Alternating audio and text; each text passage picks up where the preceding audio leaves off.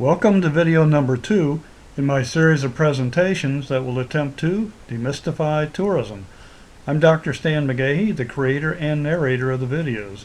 Their content is based on my experiences worldwide as a professor, consultant, writer, manager, and tourist in more than 80 countries on 6 continents.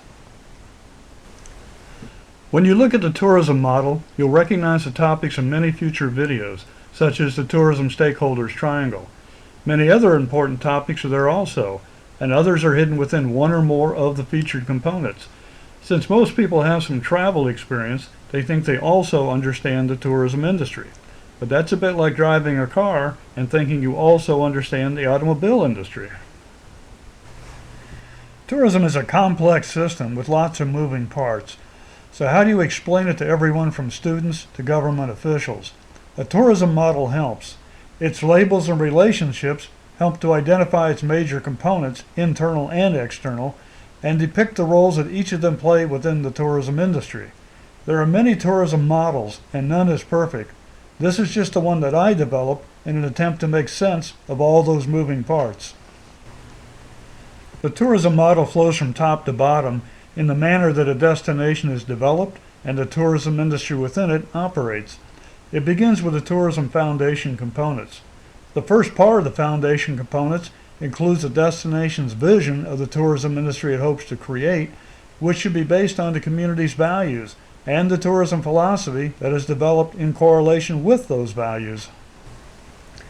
Next comes the second part of the foundation components. Tourism policy is government-led and provides the guidelines and legal framework for building a tourism industry that will realize the destination's tourism vision. Tourism planning is a joint public-private sector effort that lays out the programs and activities that need to be accomplished to achieve the destination's goals. And tourism development is mostly private sector entrepreneurial activities that create the majority of facilities and services that cater to tourists. Now for the guts of the tourism industry, its 4 operational sectors. These are the highly visible businesses or government agencies that provide the facilities and services that are necessary to attract and satisfy tourists. The first 2, transportation and attractions, are the travel sectors, and the last 2, accommodations and food and beverage, are the hospitality sectors. The 4 operational sectors are where most of the jobs in the tourism industry are located. Destinations are highly competitive in today's world of jet travel and internet awareness. Successful destinations must identify what makes them special in the marketplace and capitalize on their unique selling propositions. To do this, they must protect their sense of place and other special attributes that set them apart from other destinations. Professional organizations and associations are also necessary to develop tourism industry cooperation and leadership within each destination.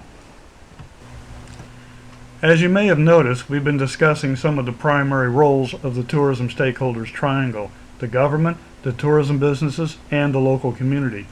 Each of these stakeholders has many resources and many responsibilities. Often there is overlap among the 3, so public-private sector cooperation and community involvement are absolutely critical to a destination's success. More about the tourism stakeholders triangle in video number 4. Tourists are the focal point of all these efforts expended to build and operate a successful tourism industry. They can be domestic or international tourists, they can be backpackers or passengers on a luxury cruise, and they can be traveling for pleasure, business, or visiting friends and relatives. The goal of every destination is to attract tourists from their target market and profile and get them to stay longer and spend more money. The topic of one of our future videos will be evaluating inbound tourism numbers. It's important for many marketing, planning, and operational reasons for destinations to know how many tourists are visiting each month, season, and year, as well as what they're doing, how much money they're spending, and how satisfied they are with the local tourism products and services. Tourists can bring great benefits to a community, or they can ruin it.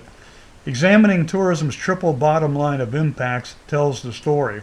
While most of the attention is focused on tourism's economic impacts, the question is, does it truly benefit the local people and enhance their standard of living? and in all the development to build the tourism industry and all the activities required to operate it effectively, how is this affecting the local people's quality of life and their physical environment? A future video will discuss all these impacts. As you can see, the tourism model has numerous components, all of which have many additional subcomponents that need further discussion and a great deal more elaboration.